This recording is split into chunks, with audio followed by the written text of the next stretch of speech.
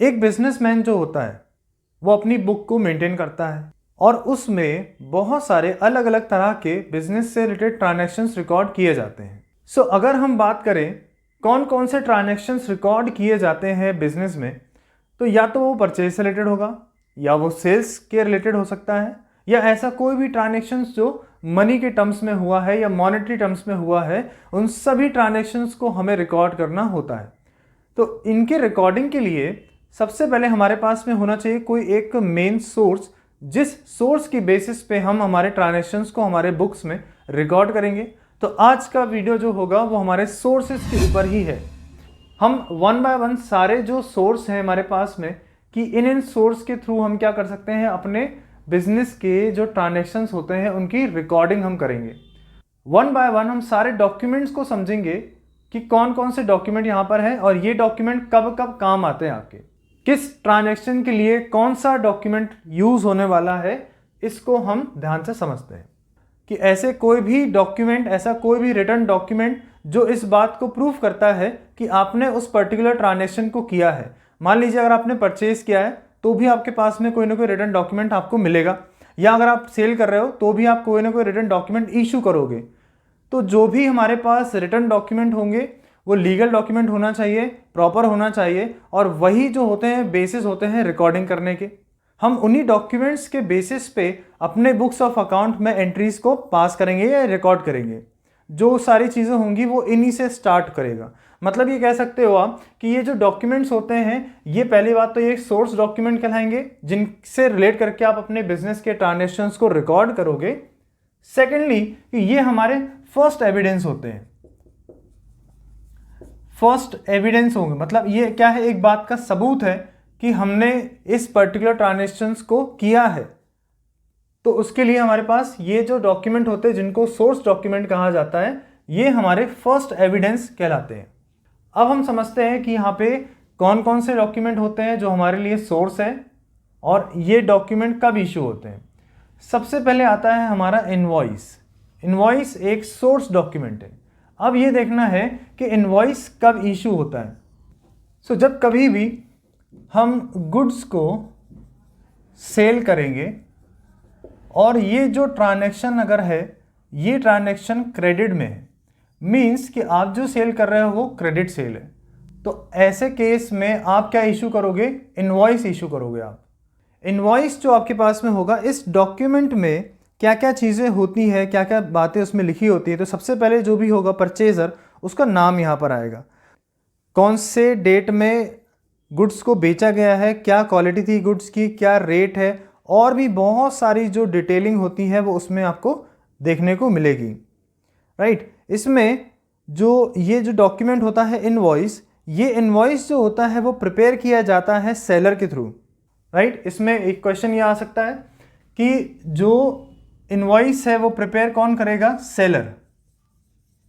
Seller करेगा, और ये इनवॉइस चला जाएगा किसके पास में, जो भी इसको परचेज कर रहा होगा उसके पास में ये इनवॉइस चला जाएगा। इसकी जो भी ओरिजिनल कॉपी होगी वो परचेजर को दे दिया जाएगा, और जो कार्बन कॉपी होगी वो सेलर रख लेगा, क्योंकि वो जो इनवॉइस होगा सेलर के लिए वो एक सोर्स डॉक्यूमेंट कहलाएगा जब भी वो अपने अकाउंट्स की बुक में रिकॉर्डिंग करेगा। Now the next document is cash memo. अब यहाँ पे कैश मेमो लिखा हुआ है, मतलब ऐसा कोई ट्रांजैक्शन जो हमारे कैश से रिलेट करेगा। तो जब कभी भी जो भी हमारे गुड्स होते हैं या जो भी हमारे आर्टिकल्स होते हैं, इनको जब आप कैश में परचेज करते हो तो यहाँ पर आपको एक रिसिप्ट मिलता है जो कि इस बात को वेरीफाई करेगा कि आपने जो पेमेंट किया है वो कैश में किया है। तो ऐसे केस में जो आपको जो डॉक्यूमेंट मिलेगा वो रहेगा कैश मेमो। कैश मेमो जो होता है वो प्रोवाइड करता है कुछ इन्फॉर्मेशन, कुछ डिटेल्स प्रोवाइड करेगा हमको गुड्स से रिलेटेड जो भी हमने खरीदे हैं। इसमें भी क्वांटिटी बताई जाएगी, रेट बताया जाएगा, गुड्स की क्वालिटी बताई जाएगी। इसमें भी कैश मेमो में भी यही होता है। बट फ़र्क क्या होता है कि कैश मेमो कब इशू होगा, जब हम हमारे गुड्स को कैश में परचेज करेंगे, और इनवॉइस कब इशू करोगे आप, जब आप सेल कर रहे हो क्रेडिट में। ये ध्यान रखेंगे आप। अब कैश मेमो की हम बात करें तो कैश मेमो इशू कौन करेगा। तो यहाँ पर ये जो डॉक्यूमेंट है ये प्रिपेयर किया जाता है सेलर के थ्रू, और इसकी जो ओरिजिनल कॉपी जो होती है वो परचेजर को दे दी जाती है। और जो कार्बन कॉपी होती है वो वेंडर ही रख लेते हैं, राइट। अगर मान लीजिए कि आपने परचेस किया है, हम अपने पॉइंट ऑफ व्यू से देखेंगे कि अगर आपने किसी से परचेस किया है कैश में, तो ऐसे केस में जिसने भी गुड्स को सोल्ड किया है वो हमें क्या देगा, हमें देगा कैश मेमो देगा। तो वो जो कैश मेमो डॉक्यूमेंट है वो हमारे लिए एक सोर्स डॉक्यूमेंट बन जाएगा ट्रांजैक्शंस को रिकॉर्ड करने के लिए, और इसकी जो ओरिजिनल कॉपी है वो हमें मिलेगी और कार्बन कॉपी जो सेलर है वो रख लेगा, ठीक है। तो ये दोनों चीज़ें यहाँ पर क्लियर है। सो नेक्स्ट इज पे इन स्लिप। अब पे इन स्लिप क्या होता है, तो देखो जब कभी भी आप कैश या फिर चेक, जब कभी भी आप कैश को या चेक को डिपॉजिट करते हो बैंक में, ठीक है, ध्यान से सुन लें कि जब कभी भी आप कैश डिपॉजिट करते हो बैंक में या फिर चेक डिपॉजिट करते हो बैंक में, तो ऐसे केस में जो सोर्स डॉक्यूमेंट बनता है वो बनता है पे इन स्लिप, राइट। तो जब कभी भी आप कैश को डिपॉजिट करने जाओगे ना बैंक में, तो आपको कैश अकेला नहीं देना होता, उसमें एक फॉर्म होता है जिसको हम बोलते हैं पे इन स्लिप। एक स्लिप जैसा एक फॉर्म रहता है, उस फॉर्म में हमें सारी डिटेल्स हमें भरनी पड़ती है। इसके दो हिस्से होते हैं। ये इस तरीके का डॉक्यूमेंट आपको देखने को मिलेगा जिसके ऊपर आपके पास में यहाँ पर अकाउंट नंबर की डिटेल्स आपको देनी पड़ती है, क्या अमाउंट आप जमा कर रहे हैं वो बताना पड़ता है। कुछ ट्रांजैक्शन ऐसे होते हैं जो चेक में हो रहे होते हैं, तो आपको यहाँ पर चेक का नंबर यहाँ पे मेंशन करना पड़ेगा, किसके नाम का चेक है, वो सारी डिटेल्स यहाँ पे भरनी पड़ेगी। और जब आप इसको ले जाते हैं बैंक के पास में, तो बैंक क्या करता है, इन दोनों स्लिप में इन दोनों साइड पे सील लगा देगा बैंक का, और उसमें सिग्नेचर कर देगा जो भी इसका ऑथराइज पर्सन होगा, जिसमें से ये वाला हिस्सा जो है वो बैंक रख लेती है और ये वाला हिस्सा जो है वो हमें मिल जाएगा। तो और यही हमारा पे इन स्लिप के लिए एक डॉक्यूमेंट बन जाएगा जिसके लिए हम अपने ट्रांजैक्शंस को रिकॉर्ड करेंगे। सो ये एक तरीके से आपके लिए एक प्रूफ बन जाएगा, एक एविडेंस बन जाएगा कि आपने कैश को डिपॉजिट किया है बैंक में या चेक को डिपॉजिट किया है बैंक में। इसी के बेसिस पे फिर हम हमारे बुक्स ऑफ अकाउंट्स पे इसको रिकॉर्ड करते हैं। तो ये होता है pay in slip. Now the next term is receipt. कि मान लीजिए कि हम अगर सेल कर रहे हैं हमारे गुड्स को और ये जो ट्रांजैक्शन हो रहा है ये कैश के फॉर्म में है, ऐसे कंडीशन में आप क्या इशू करते हो, आप इशू करोगे रिसिप्ट को आप इशू करोगे। तो आपको ध्यान रखना है कि जब कभी भी एक ट्रेडर रिसीव करता है कैश को या चेक को रिसीव करता है अगेंस्ट पेमेंट, ऐसे कंडीशन में वो इशू करेगा आपको एक रिसिप्ट, जिसमें कि जो ट्रांजैक्शन हुआ है उसकी डेट मेंशन होती है, अमाउंट मेंशन होता है, नेम मेंशन होगा और एड्रेस भी यहाँ पे मेंशन किया जाता है। इसको आप ध्यान रखें। इसकी जो ओरिजिनल कॉपी होती है वो हम लोग क्या करते हैं, कस्टमर को दे देते हैं, और इसका जो कार्बन कॉपी होगा वो हम लोग रखेंगे। तो ये भी एक तरीके का एक सोर्स डॉक्यूमेंट माना जाता है। फिर नेक्स्ट होता है हमारा चेक।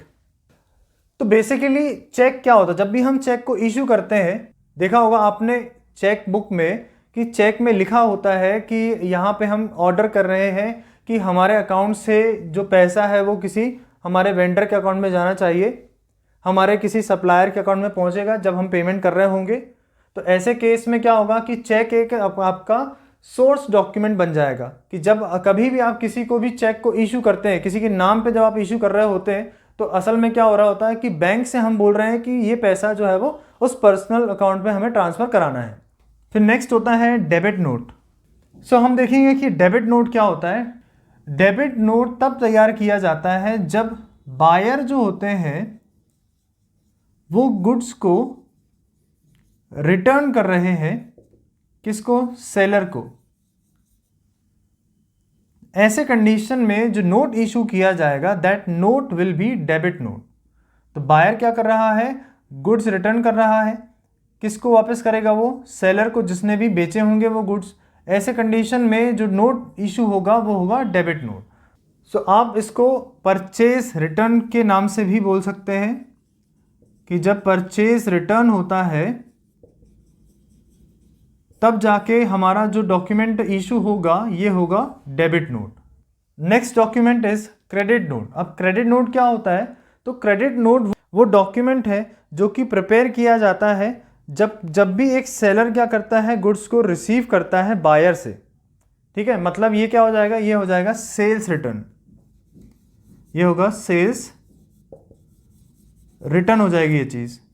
तो जब कभी भी सेल्स रिटर्न होगी तब जो डॉक्यूमेंट इशू होता है उसको हम क्रेडिट नोट कहते हैं, और जब हम परचेज रिटर्न करते हैं, जब हम परचेज रिटर्न करेंगे तब जो डॉक्यूमेंट इशू होता है उसको हम डेबिट नोट कहते हैं। ठीक है ना, ये ध्यान रखेंगे कि डेबिट नोट कौन बनाएगा? बायर, जिसने भी गुड्स को खरीदे होंगे, और क्रेडिट नोट कौन बनाएगा? जो सेलर होगा गुड्स का। ये ध्यान रखेंगे। तो सेलर जो होगा वो किसके ऊपर बना रहा है? जो भी परचेजर होगा या बायर होगा, ठीक है, और जो बायर है वो किसके ऊपर बना रहा होगा? सेलर के ऊपर बना रहा होगा। ठीक है ना, क्योंकि यहाँ पे क्या रिटर्न हो रहा है? यहाँ पे परचेज रिटर्न है, इसलिए बायर जो होगा वो सेलर के लिए बना रहा होगा। यहाँ पे सेल्स रिटर्न है, इसलिए सेलर जो होगा वो बायर के ऊपर बनाएगा। ठीक है, तो ये सारे जो डॉक्यूमेंट्स होते हैं, इन्हीं डॉक्यूमेंट्स को हम क्या बोलते हैं? Source document. ये सारे जो डॉक्यूमेंट हमने अभी देखे हैं, ये सारे डॉक्यूमेंट जो होंगे ये आगे लेकर जाएगा हमारे अकाउंटिंग प्रोसेस को किस तरफ? वाउचर्स की तरफ में।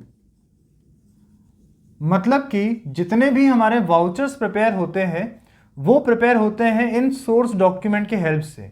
मतलब पहले आपके पास में जो भी सोर्स डॉक्यूमेंट होगा उसके बाद फिर वाउचर्स बनना स्टार्ट होते हैं। ये अकाउंटिंग की प्रोसेस होती है। वाउचर्स क्या होते हैं? वाउचर भी एक रिटन डॉक्यूमेंट होता है जो कि एविडेंस देता है बिजनेस ट्रांजैक्शन के होने का। अब यहाँ पर जो वाउचर्स होते हैं वो दो तरह के होते हैं। एक होता है हमारा कैश वाउचर्स और एक होता है हमारा ट्रांसफर या फिर नॉन कैश वाउचर्स। ठीक है ना, तो जो वाउचर्स की कैटेगरी होती है वो दो होती है। तो हम वन बाय वन सारे कैटेगरीज को समझते हैं। अब हम ये देखेंगे कि कैश वाउचर्स और ट्रांसफर वाउचर्स क्या होते हैं, इन दोनों को समझेंगे। तो वाउचर जो भी होंगे वो प्रिपेयर किए जाएंगे हमारे सोर्स डॉक्यूमेंट के बेसिस पे। आपके पास में जो कुछ भी यहाँ पे सोर्स आपको मिल रहा है, इन सारे सोर्सेस के बेसिस पे हम क्या तैयार करने वाले हैं? वाउचर। इसमें दो कैटेगरीज होती हैं, कैश वाउचर्स होते हैं और दूसरा होता है हमारा ट्रांसफर या फिर नॉन कैश वाउचर्स होते हैं। अब क्या करना होगा आपको? इन सभी डॉक्यूमेंट्स में से आपको क्लासिफाई करना होगा कि कौन सा जो ट्रांजैक्शन हुआ है वो कैश में होगा और कौन सा ट्रांजैक्शन जो है वो क्रेडिट में हुआ है। तो ये दो वाउचर्स उसके बाद इसके प्रिपेयर किए जाते हैं। सबसे पहले अगर हम कैश वाउचर की बात करें तो ऐसे ट्रांजैक्शन जो कैश में हुए हैं वो सभी ट्रांजैक्शन कैश वाउचर्स के अंदर आते हैं। यहां पर एक होता है डेबिट वाउचर और एक होता है हमारा क्रेडिट वाउचर। अब डेबिट वाउचर किस लिए बनाए जाएंगे, कब बनाए जाएंगे? तो आपको याद रखना है कि जब भी आप कैश में पेमेंट करते हो, ऐसे कंडीशन में जो वाउचर प्रिपेयर होता है वो डेबिट वाउचर होता है। मतलब आपको ये याद रखना है कि अगर आपने किसी भी चीज की पेमेंट कैश में की है, आपके पास से कैश जा रहा है, तो ऐसे कंडीशन में हमको क्या करना होगा? वो सारे जो ट्रांजैक्शन होंगे वो हमारे डेबिट वाउचर कहलाएंगे। और अगर आपने कैश को रिसीव किया है, अगर आपने मान लेते हैं कि कैश को रिसीव किया है, आपके पास कैश आ रहा है, ऐसे कंडीशन में जो ट्रांजैक्शंस रिकॉर्ड होते हैं वो क्रेडिट वाउचर्स के अंदर आएंगे।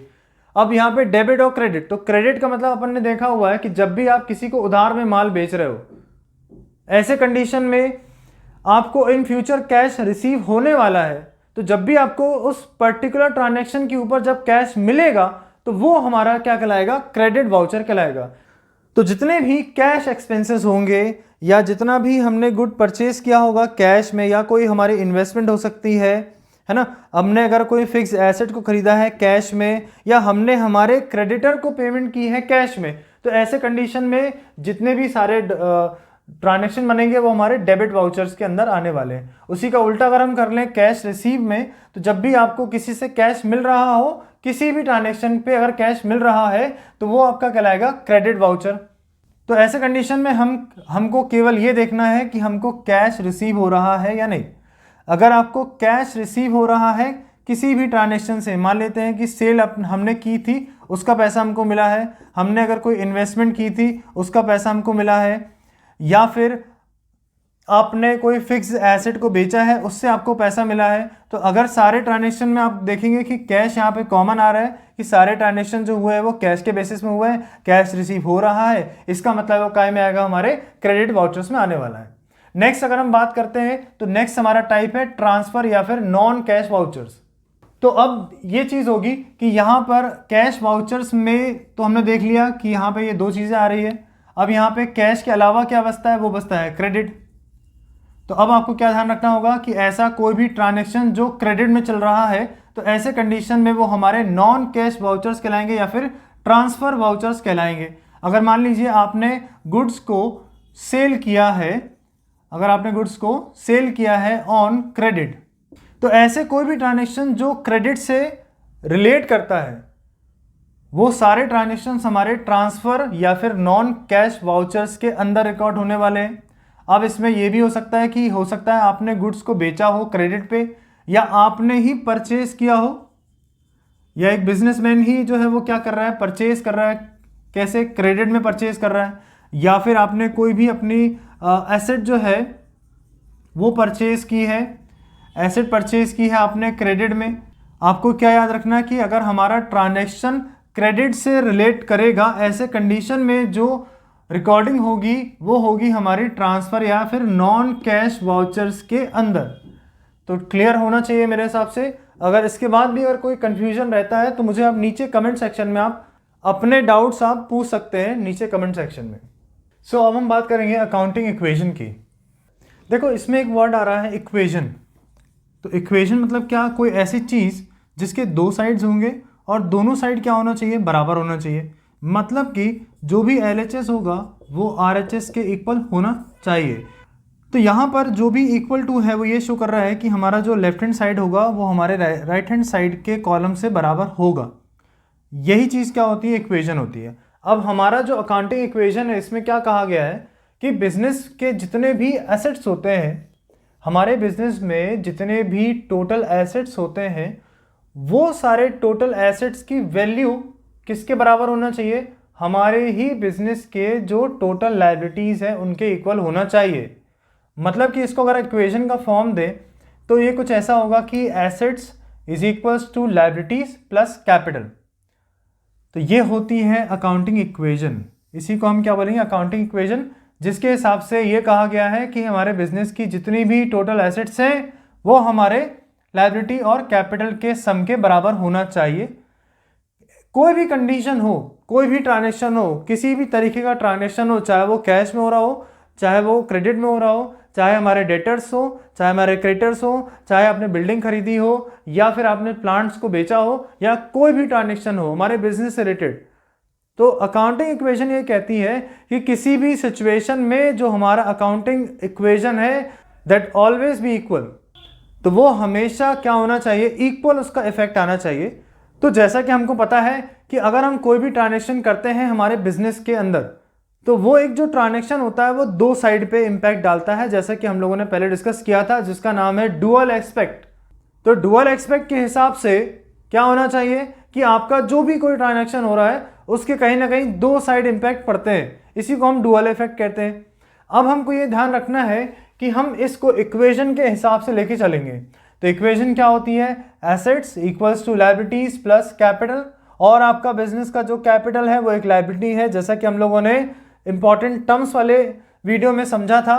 तो यहाँ पे कैपिटल की जो वैल्यू होगी वो कैसे निकलेगी, आपकी जो भी एसेट्स हैं उसमें से आप क्या माइनस करते हैं, लायबिलिटी को, तो आपके पास जो डिफरेंस का अमाउंट होगा वो चीज़ क्या हो जाएगी, कैपिटल। अब हम यहाँ पे कुछ एनालिसिस पे ध्यान देते हैं कि यहाँ पे मैंने कुछ यहाँ पे आपको समझाने के लिए कुछ ट्रांजैक्शंस यहाँ लिखे हुए हैं। इन ट्रांजैक्शंस की हेल्प से आपको ये समझ में आएगा कि कैसे हमारी अकाउंटिंग इक्वेशन अफेक्ट होती है इन ट्रांजैक्शंस के थ्रू, और जहाँ कहीं भी इसका अफेक्ट होगा तो इन टोटल जो इसका इम्पैक्ट पड़ेगा वो हमेशा इक्वल होगा। मीन्स कि कोई भी यहाँ पे जैसे ट्रांजैक्शन लिखे हुए हैं, इनमें से किसी भी ट्रांजैक्शन को जब हम रिकॉर्ड करेंगे तो आप ये देखोगे कि इनकी रिकॉर्डिंग के बाद जो हमारा एसेट साइड है वो हमारे लायबिलिटी साइड के इक्वल आएगा। इसको क्या बोलेंगे आप, डुअल एस्पेक्ट बोलोगे आप। आपको यहाँ पे समझाने के लिए हमने कुछ यहाँ पे पहले से ही ट्रांजैक्शंस लिखे हुए हैं, इनका इफेक्ट हम देखेंगे, समझेंगे बेसिक कॉन्सेप्ट के हिसाब से कि कैसे कोई भी एक ट्रांजैक्शन जो है या तो वो एसेट साइड पे ही इम्पैक्ट डालता है और या फिर वो दोनों साइड पे इम्पैक्ट डालेगा, लायबिलिटी साइड भी करेगा और एसेट साइड भी करेगा। तो कुछ यहाँ पे मैंने ट्रांजैक्शन लिखे जिसको अपन समझते हैं। सो नंबर 1 ट्रांजैक्शन, इसमें ये टाइप यहाँ पर है कि ऐसे ट्रांजैक्शन जो हमारे अकाउंटिंग इक्वेशन के दोनों साइड पे इम्पैक्ट डालते हैं। So first transaction is business started with cash, मतलब आपने अपने बिजनेस को स्टार्ट किया है कैश लगा के।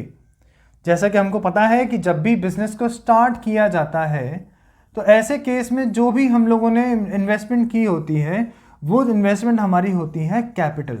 ये तो सबको पता है। अच्छा, इसके बाद इसका इम्पैक्ट कैसे हमारे एसेट और लायबिलिटी साइड पे आएगा, तो देखिए एसेट साइड पे पहली तो रिकॉर्डिंग होगी कैश के नाम से, क्योंकि हम जानते हैं कि कैश जो होता है वो एक एसेट है। वहीं पर बिजनेस को स्टार्ट करते टाइम पर जो भी आपने इन्वेस्टमेंट की होती है वो एज अ कैपिटल लिया जाता है। इसका मतलब है कि हमारे अदर साइड में भी यहाँ पे इम्पैक्ट पड़ेगा कैपिटल साइड पे, और लायबिलिटी ऐसे केस में ज़ीरो रहेगा। तो ऐसे केस में यहाँ जो अमाउंट आएगा वही अमाउंट यहाँ पर भी आएगा। सपोज मान लीजिए यहाँ पर है 1 लाख रुपीज़, 1 लाख रुपीज़ से हमने बिजनेस को स्टार्ट किया, तो 1 लाख रुपए हमने कैश लेकर आए बिजनेस में, तो यहाँ पे एसेट साइड में 1 लाख की यहाँ पे एंट्री हो जाएगी, और वहीं पर हमारा लायबिलिटी कुछ भी नहीं है तो वो ज़ीरो रहेगा, और यहाँ पे कैपिटल में भी वही चीज़ चली जाएगी 1 लाख रुपए। तो जब आप दोनों साइड का यहाँ टोटल देखेंगे तो दोनों साइड जो होंगे वो हमारे इक्वल आएंगे। इसका मतलब है कि यहाँ पर आप कोई भी ट्रांजेक्शन उठा के करोगे उसका इम्पैक्ट दोनों साइड पे आएगा, या तो किसी एक साइड पे आएगा, बट मेन बात ये होगी कि दोनों साइड के कोई भी इफेक्ट आने के बाद भी हमारा जो इक्वेशन है वो टैली करेगा।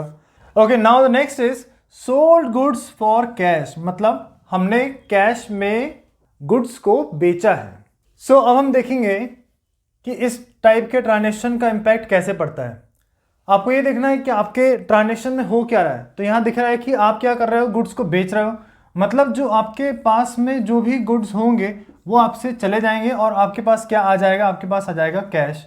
ठीक है, अब यहाँ पर जो गुड्स होते हैं ये होता है स्टॉक्स। तो आपका स्टॉक क्या हो रहा है, कम हो रहा है, क्योंकि आप गुड्स को बेच रहे हो, और आपके पास में एसेट में कैश जो है वो बढ़ जाएगा। तो दोनों चीज़ें जो होती हैं वो है हमारी एसेट, मतलब यहाँ पर लायबिलिटी का कोई भी फर्क नहीं पड़ने वाला। तो अगर इसको रिकॉर्ड करेंगे तो क्या होगा, यहाँ पे 2 कॉलम बनेंगे, एक बनेगा हमारा स्टॉक का और एक हमारा कॉलम बनेगा कैश का। ठीक है, जो कि इक्वल टू क्या शो करेगा, लायबिलिटीज को और प्लस कैपिटल को। अब अगर इसको रिकॉर्ड करेंगे हम तो इसका इम्पैक्ट कहाँ जाएगा, तो आप देखिए कि यहाँ पे हमारे पास से स्टॉक जा रहे हैं, तो जितने भी वैल्यू का स्टॉक जा रहा होगा वो स्टॉक में से माइनस हो जाएगा, और कैश आ रहा है तो सेम अमाउंट का कैश जो है यहाँ पर ऐड हो जाएगा। तो ऐसे केस में जो ओवरऑल जो इम्पैक्ट पड़ रहा है वो इक्वेशन के किसी एक ही साइड में आया, इस तरफ कोई चेंज नहीं आएगा।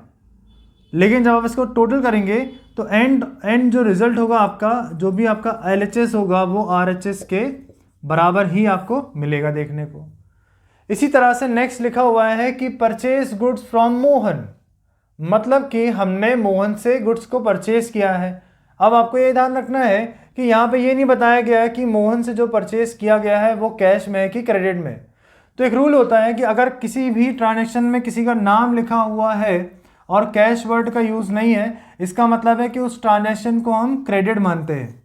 ठीक है, तो अब अगर कोई भी हमने यहाँ पे क्रेडिट ट्रांजैक्शन किया है तो उसका क्या इम्पैक्ट होगा हमारे इक्वेशन में। तो सबसे पहले आप देख लो, परचेज गुड्स फ्रॉम मोहन लिखा हुआ है, मोहन से हमने क्या किया है, गुड्स को परचेज किया हुआ है, मतलब कि आपके पास क्या आने वाला है, आपके पास गुड्स आ जाएंगे। लेकिन आपके पास कुछ जा रहा है क्या, कुछ जा नहीं रहा अभी, क्यों, क्योंकि आपने क्रेडिट में किया है। लेकिन उससे क्या बढ़ जाएगा, वो बढ़ेगी हमारी लायबिलिटी, क्योंकि मोहन को हम अभी पैसा नहीं दे रहे हैं लेकिन देंगे, बाद में देंगे, तो वो हमारी क्या हो जाएगी, एक लायबिलिटी होगी। तो ऐसे कंडीशन में क्या होगा कि आपका स्टॉक जो है वो बढ़ जाएगा और आपकी जो लायबिलिटी है वो बढ़ जाएगी, मतलब यहाँ पे क्रेडिटर्स और आ जाएंगे। अब देखो, अगर सेम अमाउंट दोनों साइड पे क्या हो रहा है, ऐड हो रहा है, इसका मतलब है जो ओवरऑल जो इम्पैक्ट आएगा वो कुछ नहीं होगा, सेम आ जाएगा। अब देखो क्या हो रहा है, दोनों साइड पे सेम अमाउंट को हम क्या कर रहे हैं, ऐड कर रहे हैं, तो हमारा एसेट साइड भी बढ़ेगा और लायबिलिटी साइड भी बढ़ जाएगा, और जो ओवरऑल जो इम्पैक्ट पड़ेगा वो इक्वल ही रहेगा। मान लेते हैं कि अगर यहाँ पे अपन ने 10,000 के गुड्स खरीदे हैं क्रेडिट में, तो हमारी लायबिलिटी भी क्या हो जाएगी, 10,000 की ही होगी। तो ओवरऑल जो इम्पैक्ट आएगा वो, उससे क्या होगा, हमारी जो इक्वेशन होगी वो बैलेंस्ड होगी। ठीक है ना, दोनों साइड पे इक्वेशन जो है वो इक्वल रहेगी। तो इस तरह से कुछ ट्रांजेक्शन, अब जैसे यहाँ पे लिखा हुआ है पेड टू क्रेडिटर्स, मतलब हम लोगों ने हमारे जो क्रेडिटर्स है वो हमने पे किया है। तो आप देखो आपके पास क्या जा रहा है, हमारे पास से जाएगा कैश, और क्योंकि वो क्रेडिटर है तो क्रेडिटर एक लायबिलिटी होती है, तो जब कैश जा रहा है तो एसेट साइड से वो माइनस हो जाएगा, जितने भी अमाउंट का कैश आपके पास से गया है और जितने भी हमारे क्रेडिटर थे वो भी कम हो जाएंगे। मतलब दोनों साइड पे क्या हो रहा है, सेम इंपैक्ट पड़ रहा है, माइनस यहाँ भी हो रहा है यहाँ भी हो रहा है। तो अल्टीमेटली जो इसका ओवरऑल जो इंपैक्ट आएगा वो क्या होगा, वो इक्वल हो जाएगा। तो इस तरह से क्या होता है, ये डुअल एस्पेक्ट होते हैं कि हर एक ट्रांजेक्शन का कहीं ना कहीं किसी दो अकाउंट में क्या होता है, इंपैक्ट होता है, जिस वजह से हमारा जो पूरा जो लायबिलिटी और एसेट साइड होती है वो हमेशा बराबर चलती है। और अगर ऐसा नहीं हो पा रहा है, मतलब आपसे कुछ मिस्टेक हो गई है जिस वजह से आपका जो इक्वेशन है वो मैच नहीं हो रहा है, इक्वल नहीं आ रहा है, तो किसी भी टाइप के ट्रांजेक्शन को रिकॉर्ड करने के लिए आपको समझना पड़ेगा कि हमें किस टाइप का इम्पैक्ट यहाँ पे हमको देखने को मिल रहा है। या तो वो एसेट में इम्पैक्ट करेगा या तो लायबिलिटी साइड पे इम्पैक्ट करेगा। तो जब भी आप क्या करेंगे, ट्रांजैक्शंस को अकाउंटिंग इक्वेशन में आप लिखेंगे तो ऐसे कंडीशन में आपको ये क्लासिफाई करना होगा, आइडेंटिफाई करना होगा कि एक पर्टिकुलर ट्रांजैक्शन हमारे इक्वेशन के किस तरफ इम्पैक्ट वो डालेगा। कहीं भी किसी भी साइड वो इम्पैक्ट अगर कर भी रहा है, ओवरऑल जो फाइनल अमाउंट आपको जो मिलेगा एसेट और लायबिलिटी साइड का, that will be equal. Otherwise आपसे कोई मिस्टेक हो गई है किसी भी ट्रांजैक्शन को रिकॉर्ड करने में, तो आगे के जितने भी ट्रांजैक्शंस हैं वो आपको समझने पड़ेंगे खुद के लेवल पे। नाउ अब हम बात करेंगे rules of debit and credit. तो देखते हैं यहाँ पर कौन कौन से रूल्स यहाँ पे यूज़ किए जाते हैं जब भी हम बिजनेस के ट्रांजैक्शंस को रिकॉर्ड करते हैं। सबसे पहले यहाँ पे दो मेथड्स होती हैं। फर्स्ट जो होगी वो होगी ट्रेडिशनल अप्रोच, और सेकंड जो होगी वो होगी मॉडर्न। बिजनेस के जो भी ट्रांजैक्शंस होते हैं, ये ट्रांजैक्शन हमारे अकाउंट के दो साइड को अफेक्ट करते हैं, ठीक है ना। एक होगा हमारा डेबिट साइड और एक होगा हमारा क्रेडिट साइड। हमेशा आप ध्यान रखें कि कोई भी एक पर्टिकुलर ट्रांजैक्शन दो साइड को इम्पैक्ट करता है या जिसका डुअल एस्पेक्ट होता है। ये हम लोग ने देखा है अकाउंटिंग इक्वेशन में, एसेट साइड भी होता है और लायबिलिटी साइड भी होता है। तो आज यहाँ पे सबसे पहले ये देखेंगे हम कि जो अकाउंट होते हैं, जो भी अकाउंट होता है, ये अकाउंट का काम क्या होता है। इसमें क्या होता है कि जितने भी बिजनेसमैन के ट्रांजैक्शंस होते हैं, ये सारे ट्रांजैक्शंस को इस अकाउंट में रिकॉर्ड कर दिया जाता है। और अगर किसी सेम नेचर के कोई भी ट्रांजैक्शंस है तो उस नेचर के लिए हम एक पर्टिकुलर अलग से अकाउंट बनाएंगे। जैसे मान लेते हैं कि सेल्स की मैंने बात की, ठीक है, या परचेज की मैंने बात की, तो सेल्स से रिलेटेड जितने भी ट्रांजैक्शन होंगे वो एक पर्टिकुलर अकाउंट के अंदर होते हैं, और परचेज से रिलेटेड जो भी अभी ट्रांजैक्शंस होते हैं वो सिर्फ परचेज के अकाउंट में रहेंगे। ऐसे केस में जो भी आपके पास अकाउंट होगा, चाहे वो सेल्स का अकाउंट हो चाहे वो परचेज का अकाउंट हो, वो हमको एक समरी प्रोवाइड करेगा। जितने भी सारे ट्रांजैक्शंस हुए हैं उन सारे ट्रांजैक्शन की एक समरी होती है जो कि एक अकाउंट में देखने को हमें मिलेगी। तो यहाँ पर एक अकाउंट के दो पार्ट होते हैं, इसको समझना है आपको। तो इसको समझना है कि अकाउंट जो होता है इसके दो साइड होते हैं, एक साइड होता है डेबिट और एक साइड होता है क्रेडिट। तो अकाउंट में आप देखेंगे तो आपके साइड से जो लेफ्ट साइड होता है वो होता है डेबिट, और जो राइट साइड होता है वो साइड होता है क्रेडिट। ये दो साइड होते हैं एक अकाउंट के अंदर। So now we will discuss approaches for rules of debit and credit. अब यहाँ देखेंगे कि कौन कौन से अप्रोच होते हैं किसी भी ट्रांजैक्शन को डेबिट या फिर क्रेडिट में रिकॉर्ड करने के लिए कुछ रूल्स होते हैं। तो ट्रेडिशनल अप्रोच के हिसाब से जितने भी लेजर अकाउंट होते हैं हमारे पास में, उन सभी लेजर अकाउंट को दो पार्ट्स में क्लासीफाई कर दिया जाता है। सबसे पहला जो पार्ट होता है वो पर्सनल अकाउंट होता है और दूसरा जो पार्ट होता है इम्पर्सनल अकाउंट होता है। इसके अंदर भी इसके सब कैटेगरीज हैं, वो हम लोग देखेंगे। सबसे पहले हम देखेंगे कि पर्सनल अकाउंट क्या होता है। एक पर्सनल अकाउंट वो अकाउंट होता है जो कि रिलेट करता है किसी के नाम से, चाहे वो कोई इंडिविजुअल हो, चाहे कोई इंस्टीट्यूशन हो, चाहे कोई फर्म हो, चाहे कोई कंपनी हो या कोई भी हो। बस आपको ये याद रखना है कि अगर किसी का नाम यहाँ पर आ रहा है, किसी का भी नाम यहाँ पर आ रहा है, इसका मतलब है कि ये जो अकाउंट है ये किससे रिलेट करेगा, ये हमारे पर्सनल अकाउंट के अंदर की कैटेगरी बनेगी। अब इसके अंदर तीन चीज़ें आती हैं, वो होता है नेचुरल पर्सन, आर्टिफिशियल पर्सन और रिप्रेजेंटेटिव पर्सन। अब इनको भी हम देख लेते हैं कि कौन सी चीज़ें जो है वो नेचुरल में आएगी, कौन से अकाउंट जो होंगे वो आर्टिफिशियल होंगे और कौन से रिप्रेजेंटेटिव होते हैं। सबसे पहले हम देखेंगे कि नेचुरल पर्सन्स क्या होते हैं। तो नेचुरल पर्सन मतलब क्या होता है, कोई भी ह्यूमन बीइंग हो सकता है, ठीक है। जितने भी ह्यूमन बीइंग्स होते हैं वो सभी किसके अंदर आएंगे, हमारे नेचुरल पर्सन कहलाएंगे। तो आपको याद रखना है किसी भी इंडिविजुअल का नेम या फिर कोई भी ह्यूमन बीइंग का नेम, तो जितने भी नाम आपने सुने होंगे, चाहे वो आपका नाम हो सकता है, मेरा नाम हो सकता है, या जैसे मान लीजिए राम है या मोहन है, राइट है ना, या सोहन है, इस तरह के अगर नाम यहाँ पे आ रहे हैं, मतलब ये जो चीज़ है किससे रिलेट करती है, ह्यूमन बीइंग से, और ये किसके अंदर आएगा, हमारे नेचुरल पर्सन के अंदर आएगा। अब नेक्स्ट हम बात करते हैं व्हाट इज आर्टिफिशियल पर्सन। तो आर्टिफिशियल पर्सन अकाउंट जो होता है वो रिलेट करता है आर्टिफिशियल पर्सन से, जो कि इसके नाम में ही है, जिनका कोई भी फिजिकल एग्जिस्टेंस नहीं होता है। वो सारे जो अकाउंट के नेम होते हैं वो हमारे आर्टिफिशियल पर्सन कहलाते हैं। अब इसमें अगर एग्जांपल ले लिया जाए तो जितनी भी कंपनीज होती है, राइट, जो भी कोई कंपनी है या फिर कोई फर्म है, ठीक है ना, तो इन तरह के जितने भी नेम होते हैं वो किसके अंदर आ जाएंगे, हमारे आर्टिफिशियल पर्सन कहलाएंगे, क्योंकि इनका कोई भी फिजिकल एग्जिस्टेंस नहीं होता है। तो जिनका भी फिजिकल एग्जिस्टेंस नहीं है उनका जो नाम होगा वो किसके अंदर आएगा, हमारा आर्टिफिशियल पर्सन कहलाएंगे। पर जिनका फिजिकल एग्जिस्टेंस रहता है, जैसे बताया मैंने, आपका नाम हो सकता है राम, मोहन, सोहन, इस तरह से कोई भी नाम है, इसका मतलब है इन लोगों का कहीं ना कहीं क्या है, फिजिकल एग्जिस्टेंस है। जैसे अगर मैं अपनी बात करूं तो मेरा जो नाम है उसका मैं फिजिकल एग्जिस्टेंस हूं मैं यहाँ पे। जैसे आपका भी नाम अगर है तो आप भी क्या है, फिजिकल एग्जिस्टेंस आप रखते हैं। लेकिन कोई कंपनी जो होती है वो कोई फिजिकल एग्जिस्टेंस नहीं रखती है, या फिर जो फर्म होती है उसका भी कोई भी फिजिकल एग्जिस्टेंस नहीं होता है। इसीलिए वो एक पर्सन तो है लेकिन वो एक आर्टिफिशियल पर्सन है। मतलब कि वो कंपनी जो है वो हर काम कर सकती है जो एक पर्सन कर सकता है, एक्सेप्ट बायोलॉजिकल जो टर्म्स होती है, कि अगर आप किसी भी कॉन्ट्रैक्ट को साइन कर सकते हो तो एक कंपनी भी एक कॉन्ट्रैक्ट को साइन कर सकती है। यहां पर एक कॉमन टर्म आ गया, राइट, पर उनका कोई फिजिकल एग्जिस्टेंस नहीं है, इसलिए वो क्या कहलाएंगे, आर्टिफिशियल पर्सन कहलाएंगे। अब अगर मैं नेक्स्ट बात करूं रिप्रेजेंटेटिव पर्सन की, तो रिप्रेजेंटेटिव मतलब क्या हो रहा है, किसी ना किसी को वो रिप्रेजेंट कर रहा है। तो ऐसे अकाउंट जो किसी इंडिविजुअल या ग्रुप ऑफ इंडिविजुअल इनको रिप्रेजेंट करते हैं। सो इसको अगर एग्जाम्पल के थ्रू समझें, अगर इसका एग्जाम्पल लेके समझें इसको रिप्रेजेंटेटिव अकाउंट को, तो रिप्रेजेंटेटिव अकाउंट वो अकाउंट होते हैं जो किसी ना किसी पर्सन्स को रिप्रेजेंट कर रहा होगा। जैसे मान लीजिए कि अगर हमारे फर्म के अंदर सैलरी जो है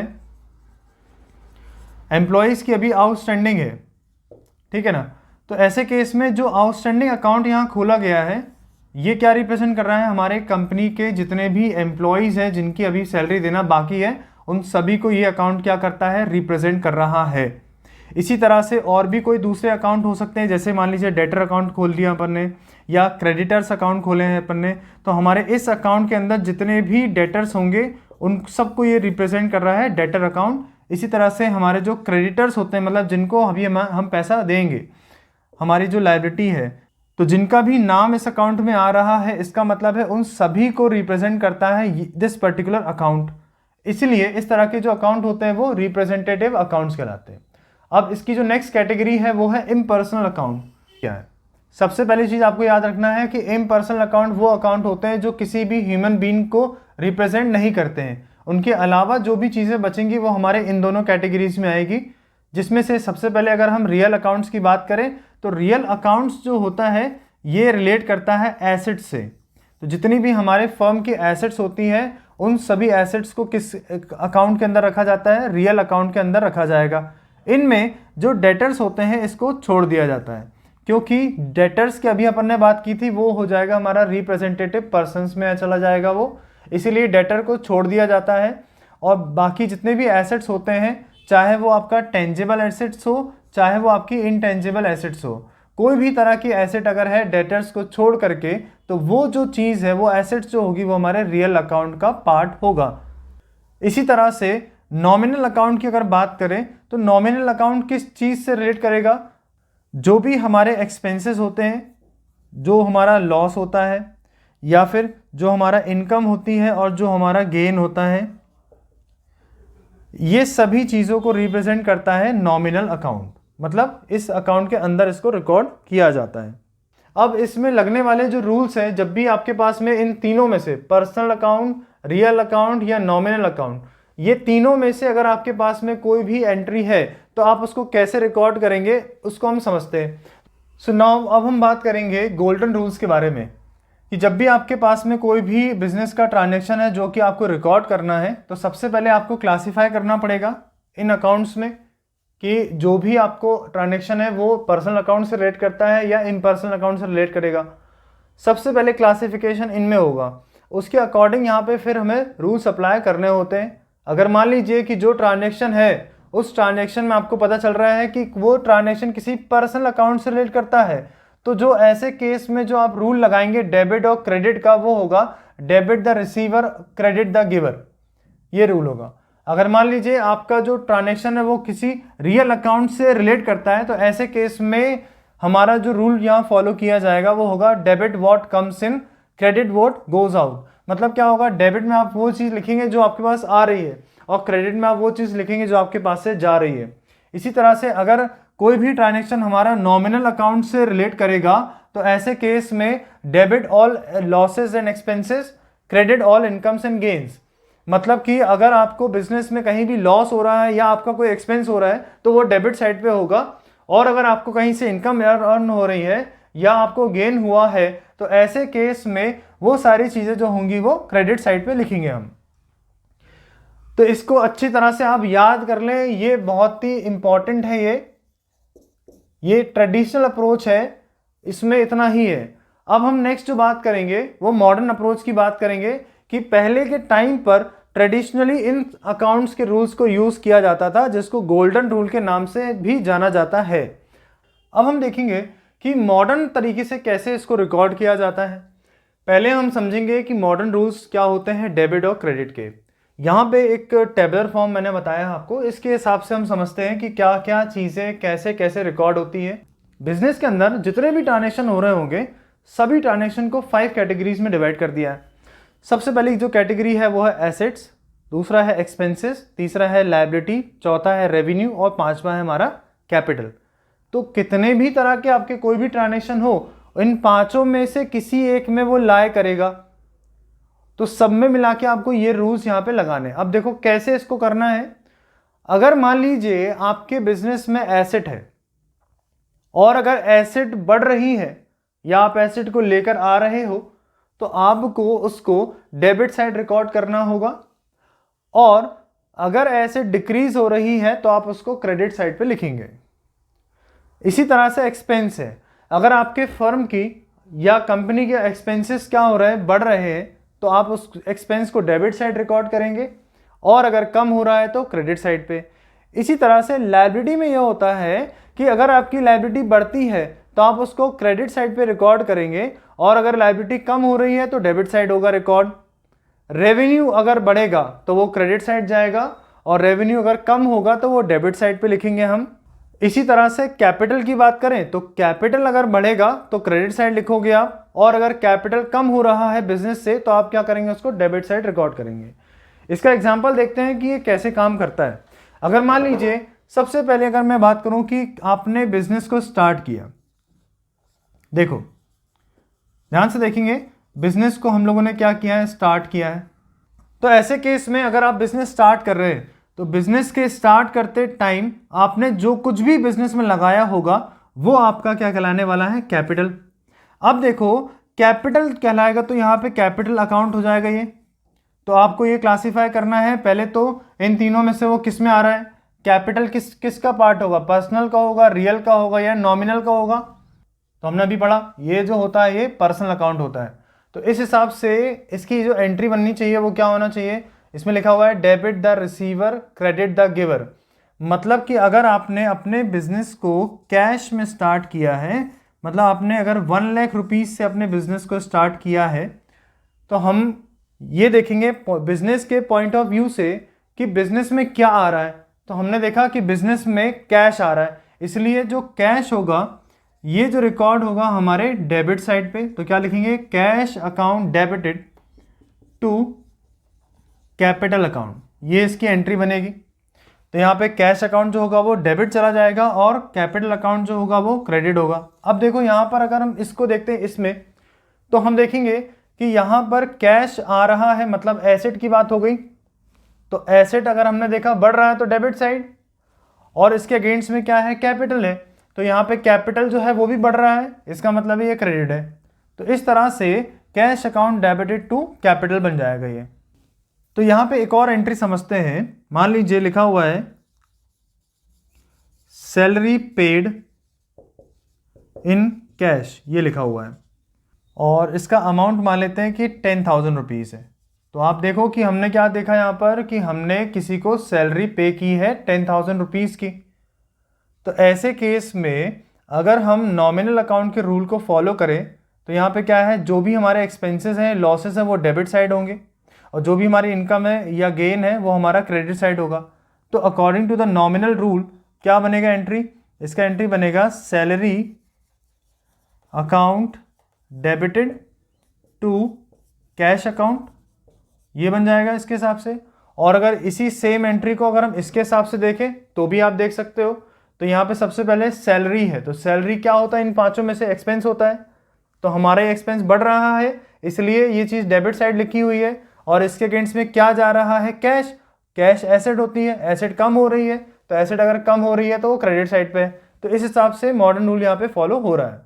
सो इस तरह से हम हमारे बिजनेस की सारे ट्रांजेक्शन को रिकॉर्ड कर सकते हैं। मॉडर्न अप्रोच भी हमारे पास में है और ट्रेडिशनल अप्रोच भी हम लोग यूज़ करते हैं।